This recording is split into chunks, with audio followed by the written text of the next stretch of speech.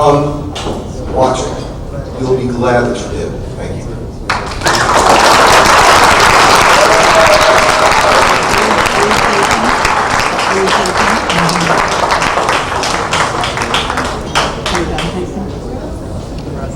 To present this award is someone who many times has in fact had the achievement of a lifetime. In fact, by founding Normal, this man gave us a movement to be a part of. And I think that we all give a big, heartfelt thank you.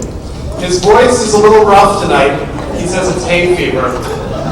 I'm not sure if I'm the only person here who finds it sort of funny that Keith Straught might be a little allergic to the grass.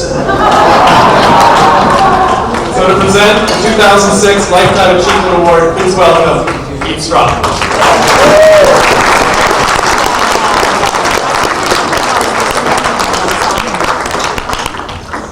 Hello, I'm actually thinking of talking for a second, so bear with me. Thank you, Dominic.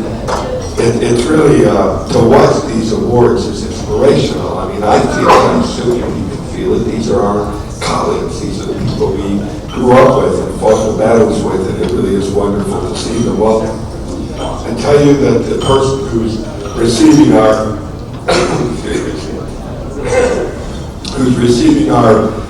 Lifetime Achievement Award truly does deserve it. He's been at it a lifetime, and by the way, I'm going to show you, it almost goes back to mine, and I think I'm the oldest marijuana smoker in America, but a man may get that far. Just to take any suspicion out, I want to tell you that it's Dan Beats from Missouri.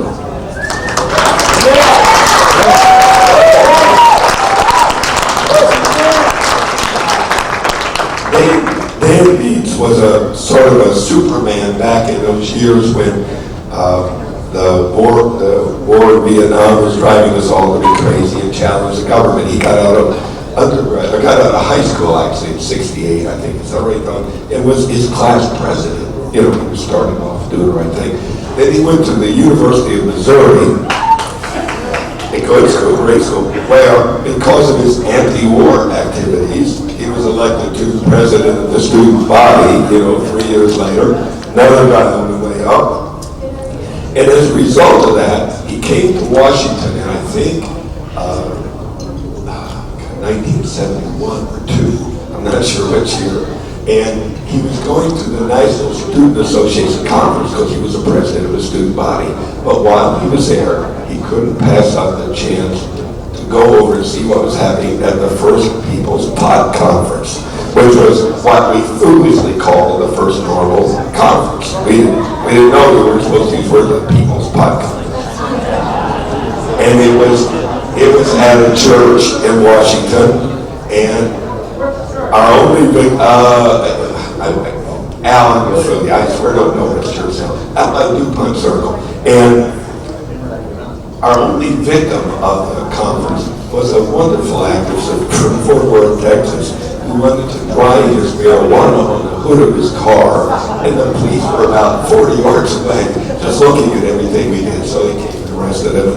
I went and got him out of jail. It was part of the deal back then. If you held a conference for Normal, you knew you were going to have some people arrested. Now, Dan came over from his student association thing, saw the Normal Conference, and never looked back. Let me tell you, he's done some great things in his life that have nothing to do with Normal, but he sure does some great things that have a lot to do with legalizing marijuana in Normal, too. For most of those next 30 years, he's run Missouri Normal. He became a lawyer after about, I think, 15 years out of undergraduate. He went back to law school, University of Missouri, of course, and he became a lawyer. And just, I think, next month, he will have been a lawyer for 8 years. He was elected to the presidency of the Missouri Association of Criminal Defense Lawyers about 3 or 4 years ago. He's a man who has earned his stripes in a lot of different categories. Now, he first joined the Normal Board in 1986, came along relatively late, some of us think, but He's actually been a member of the board for, I think, longer than any other individual done it around them. All the rest of us, we made mistakes, we fucked up, he put us out. I think Don, Dan actually managed to avoid that, and I think he's maybe had a board member local in India. Now, in addition to that, he served as the chair of the normal board all during the 1990s, and actually up until about 2 or 3 years ago. In 2005, Dan was awarded the Atticus Fish Award, the wonderful for outstanding fish work in the Missouri Association of Fish Lovers, and he had been elected president of the award.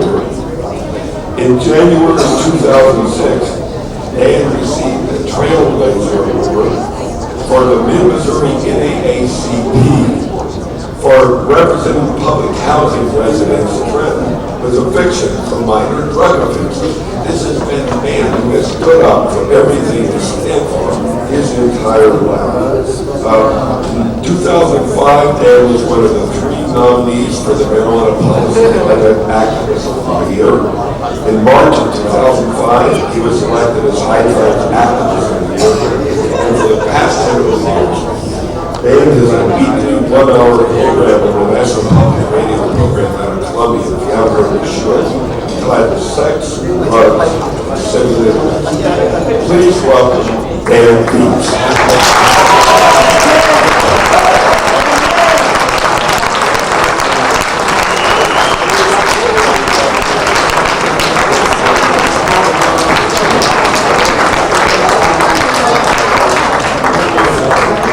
Let me just read you a word.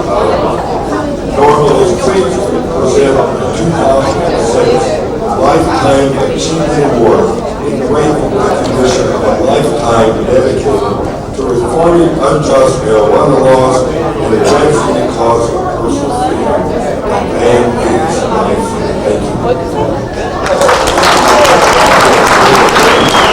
I feel guilty for making my friends say all that. It's obviously a painful experience for Keith to say anything tonight.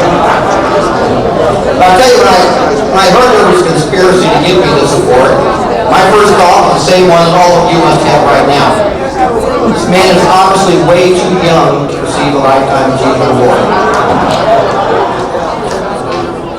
And then my second thought was, considering the other recipients of this award in past years and their incredible achievements, that, in the words of Wayne and Garth, I'm not worthy.